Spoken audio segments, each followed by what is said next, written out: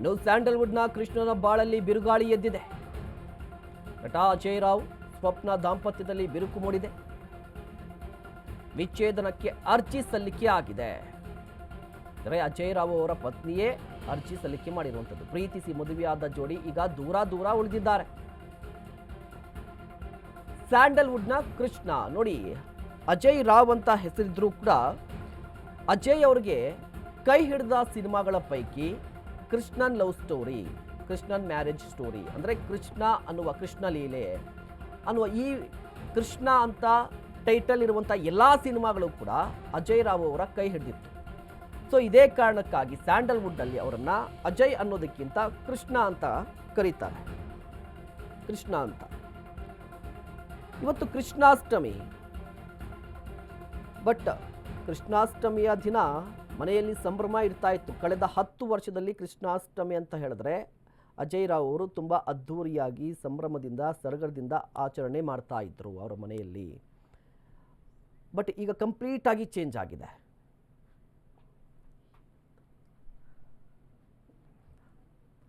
AC ಬಗ್ಗೆ ಇನ್ನಷ್ಟು ಮಾಹಿತಿಯನ್ನು ಪಡೆಯೋಣ. ನೇರ ಸಂಪರ್ಕದಲ್ಲಿ ಜಾಯಿನ್ ಆಗ್ತಾ ಇದ್ದಾರೆ ನಮ್ಮ ಪ್ರತಿನಿಧಿ ರೋಜಾ. ನಾವು ಆಗಲೇ ಮಾತನಾಡ್ತಾ ಇದ್ವಿ ರೋಜಾ. ನೋಡಿ, ಒಂದು ಕಡೆ ಅಜಯ್ ರಾವ್ ಅವರು ಇತ್ತೀಚಿನ ದಿನಗಳಲ್ಲಿ ಅವರ ಸಿನಿಮಾಗಳು ಸೋಲು, ಜೊತೆಗೆ ಅವರು ಸ್ವತಃ ಒಂದು ನಿರ್ಮಾಣ ಸಂಸ್ಥೆಯನ್ನು ಹುಟ್ಟು ಹಾಕಿದ್ರು. ಈಗ ಆರ್ಥಿಕ ಸಂಕಷ್ಟದಲ್ಲಿದ್ದಾರೆ. ಯುದ್ಧಕಾಂಡ ಸಿನಿಮಾ ಸೋಲು, ಇದೆಲ್ಲವೂ ಕೂಡ ಒಂದು ರೀಸನ್ ಆಗಿರಬಹುದಾ ಅಂತ ಹೇಳಿ? ಇಲ್ಲ, ನಂಗನ್ಸ್ದಾಗೆ ಮಹೇಶ್, ಇದೇ ಬೇರೆ ವಿಚಾರ ಆಗುತ್ತೆ. ಪ್ರೊಫೆಷನಲ್ ಲೈಫ್ ಬೇರೆ ಆಗುತ್ತೆ, ಪರ್ಸನಲ್ ಲೈಫ್ ಬೇರೆ ಆಗುತ್ತೆ.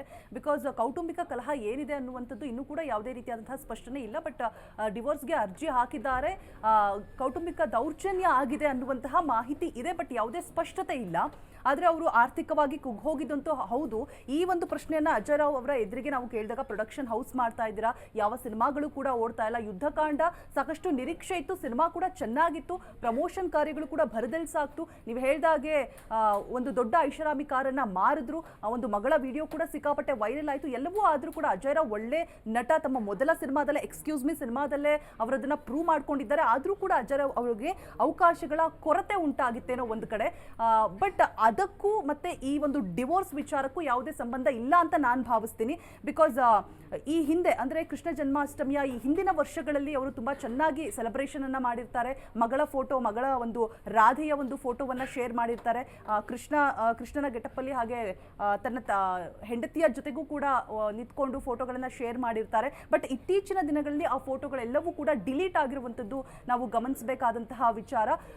ಆ ಸಿನಿಮಾಗೂ ಮತ್ತೆ ಈ ಪರ್ಸನಲ್ ಲೈಫ್ಗೂ ಏನು ಸಂಬಂಧ ಇಲ್ಲ ಅಂತ ಭಾವಿಸ್ತೀನಿ. ಬಟ್ ಹೆಂಡತಿ ಅಂತ ಅನ್ನಿಸ್ಕೊಂಡವರು ಗಂಡ ಒಂದು ಏಳಿಗೆ ಸಂದರ್ಭದಲ್ಲೂ ಆಗಿರ್ಬೋದು, ಹಾಗೆ ಕುಗ್ಗಿದಂತಹ ಸಂದರ್ಭದಲ್ಲೂ ಆಗಿರ್ಬೋದು, ಜೊತೆ ನಿಂತು ಯಾವಾಗಲೂ ಕೂಡ ಮುನ್ನಡೆಸ್ತಾಳೆ. ಆ ವಿಚಾರವನ್ನ ಗಮನಿಸ್ತಾ ಹೋಗೋದಾದ್ರೆ, ಸ್ವಪ್ನ ಅವರು ಅಜಯ್ ರಾವ್ ಜೊತೆ ಈ 10 ವರ್ಷಗಳಲ್ಲಿ ಏಳು ಬೀಳಿನಲ್ಲಿ ಜೊತೆಯಾಗೇ ಇದ್ದಾರೆ. ಬಟ್ ಯಾವ ಕಾರಣಕ್ಕಾಗಿ, ಪರ್ಟಿಕ್ಯುಲರ್ಲಿ ಯಾವ ರೀಸನ್ನಿಗಾಗಿ ಡಿವೋರ್ಸ್ ತನಕ ಹೋಯ್ತು ವಿಚಾರ ಅನ್ನೋ ಸ್ಪಷ್ಟನೆ ಇನ್ನೂ ಕೂಡ ಇಲ್ಲ ಮಹೇಶ್. ಜೊತೆಗೆ ಕೌಟುಂಬಿಕ ಕಲಹ ಅನ್ನೋದು ಇಂಥದ್ದೇ ವಿಚಾರಕ್ಕೆ ಬರುತ್ತೆ ಅಂತ ನಾವು ಗೆಸ್ ಮಾಡಲಿಕ್ಕೆ ಸಾಧ್ಯ ಆಗೋದಿಲ್ಲ. ಆರ್ಥಿಕ ನಷ್ಟ ಆಗಿದ್ರಿಂದಾಗಿ, ಅಂದರೆ ಸಿನಿಮಾಗಳು ಸರಣಿ ಸೋಲ್ಗಳನ್ನು ಕಾಣ್ತಾ ಬಂತು ಅಜಯ್ ರಾವ್ ಅವ್ರದ್ದು.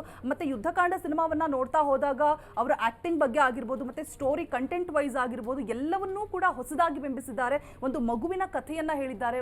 ಒಬ್ಬ ತಾಯಿ, ಸಿಂಗಲ್ ಪೇರೆಂಟ್ ಆದವರು ಮಗುವನ್ನು ಎಷ್ಟು ಕೇರ್ ಆಗಿ ನೋಡಿಕೊಂಡ್ರು ಕೂಡ ಒಂದು ಚೂರು ಮಿಸ್ ಆದರೆ, ಎಡವಿದ್ರೆ ಏನೆಲ್ಲ ಆಗತ್ತೆ, ಸಿಂಗಲ್ ಪೇರೆಂಟ್ ಆಗಿರೋದು ಎಷ್ಟು ಕಷ್ಟ ಅನ್ನುವಂಥ ಒಂದು ಅದ್ಭುತ ಮೆಸೇಜ್ ಅನ್ನ ಯುದ್ಧಕಾಂಡ ಸಿನಿಮಾದಲ್ಲಿ ಕೊಟ್ಟಿದ್ದಾರೆ. ಹಾಗೆ ಪ್ರಚಾರ ಕಾರ್ಯಗಳಲ್ಲಿ ರವಿಚಂದ್ರನ್ ಅವರು ಕೂಡ ಭಾಗಿಯಾಗಿ ಅದ್ಭುತವಾದ ಪ್ರಮೋಷನ್ ಕಾರ್ಯಗಳನ್ನ ಮಾಡಿದ್ರು.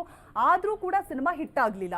ಸೊ ಆ ಒಂದು ಫ್ರಸ್ಟ್ರೇಷನ್ ಅನ್ನ ತಗೊಂಡು ಬಂದು ಇಲ್ಲಿ ಕುಟುಂಬದಲ್ಲಿ ಕಲಹಗಳು ಉಂಟಾಗಿರ್ಬಹುದು, ಆಗಿರ್ದೇನೂ ಇರಬಹುದು. ನಾವು ಯಾವುದನ್ನು ಕೂಡ ಇಲ್ಲಿ ಲಿಂಕ್ ಮಾಡಿ ಮಾತನಾಡಿಕೆ ಸಾಧ್ಯವಾಗೋದಿಲ್ಲ. ಅದೇನಾಗಿದೆ ಅಂತ ಹೇಳ್ಬಿಟ್ಟು ಅವರೇ ಸ್ವತಃ ಸ್ಪಷ್ಟನೆಯನ್ನ ಕೊಟ್ರೆ ಗೊತ್ತಾಗಬೇಕಾಗಿದೆ ಮಹೇಶ್.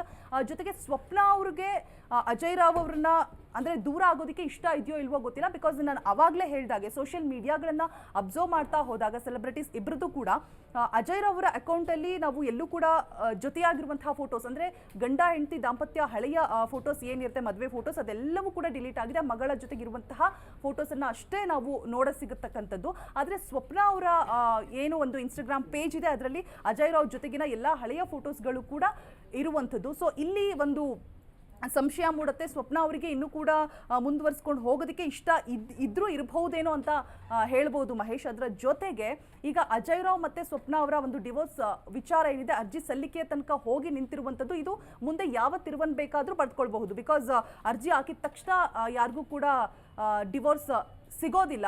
ಅಲ್ಲಿ ಹೋಗಿ ಅವ್ರನ್ನ ಅಂದರೆ ಕನ್ವಿನ್ಸ್ ಮಾಡುವಂತಹ ಒಂದು ಕೆಲಸವನ್ನ ಲಾಯರ್ ಮೊದಲನೇ ಒಂದು ಹಂತದಲ್ಲಿ ಮಾಡ್ತಾರೆ. ಕಾದು ನೋಡಬೇಕಾಗಿದೆ ಏನಾಗುತ್ತೆ ಅಂತ. ಬಟ್ ಸರಣಿ ಸಿನಿಮಾಗಳ ಸೋಲಿಗೂ ಡಿವೋರ್ಸಿಗೂ ಕನೆಕ್ಷನ್ ಇರಲೂಬಹುದು, ಇರದೇನೂ ಇರ್ಬೋದು. ಬಟ್ ಅಜಯ್ ರಾವ್ ಆರ್ಥಿಕವಾಗಿ ಕುಗ್ಗಿದ್ದಾರೆ, ಹೌದು. ಅವ್ರನ್ನ ನಾವು ಪ್ರಶ್ನೆ ಮಾಡಿದಾಗ ಅವ್ರು ಹೇಳಿದಂತಹ ಉತ್ತರ ಏನಪ್ಪಾ ಅಂತ ಹೇಳಿದ್ರೆ, ನಾನು ಆರ್ಥಿಕವಾಗಿ ಕುಗ್ಗಿರ್ಬೋದು, ಕಷ್ಟಗಳಿರ್ಬೋದು, ಬಟ್ ನಾನು ದುಡಿತೀನಿ, ನಾನು ದುಡಿಮೆ ಮಾಡಿ ಎಲ್ಲವನ್ನೂ ಕೂಡ ತೀರಿಸುವಂತಹ ಒಂದು ಕೆಪಾಸಿಟಿ ನನಗಿದೆ ಅನ್ನುವಂತಹ ಉತ್ತರವನ್ನ ಅಜಯ್ ರಾವ್ ಅವರು ಕೊಟ್ಟಿದ್ರು. ಮುದ್ದಾದ ಮಗಳು ಕೂಡ ಇದ್ದಾಳೆ. ಗೊತ್ತಿಲ್ಲ ಮುಂದೆ ಏನಾಗುತ್ತೆ ಅಂತ ಹೇಳ್ಬಿಟ್ಟು ಮಗಳ ಮುಖವನ್ನ ನೋಡ್ಕೊಂಡು, ಅಂದ್ರೆ ಮಗಳ ಭವಿಷ್ಯಕ್ಕಾಗಿ. ಹಿಂದೆ ನಾವು ಸಾಕಷ್ಟು ದೊಡ್ಡ ದೊಡ್ಡ ಸೆಲೆಬ್ರಿಟೀಸ್ನ ನಾವು ನೋಡಿದೀವಿ. ಹೆಸರು ತಗೊಳ್ಳೋದಕ್ಕೆ ನಾನು ಇಷ್ಟಪಡೋದಿಲ್ಲ. ಮಕ್ಕಳಿಗಾಗಿ, ತಮ್ಮ ಮಗಳಿಗಾಗಿ ಎಷ್ಟೋ ಜನ ಡಿವೋರ್ಸ್ ತನಕ ಹೋಗಿ ಮತ್ತೆ ಕಮ್ ಬ್ಯಾಕ್ ಆಗಿದ್ದಾರೆ, ವಾಪಸ್ ಆಗಿದ್ದಾರೆ. ಸೊ ಇವರ ವಿಚಾರದಲ್ಲೂ ಕೂಡ ಆಗ್ಬಹುದು, ಆಗದೇನೂ ಇರ್ಬೋದು ಮಹೇಶ್. ಸದ್ಯಕ್ಕೆ ಏನಾಗುತ್ತೆ ಕಾದ್ ನೋಡ್ಬೇಕಾಗಿದೆ. ಧನ್ಯವಾದ ರೋಜಾ ತಮ್ಮೆಲ್ಲ ಡೀಟೇಲ್ಸ್ಗಾಗಿ.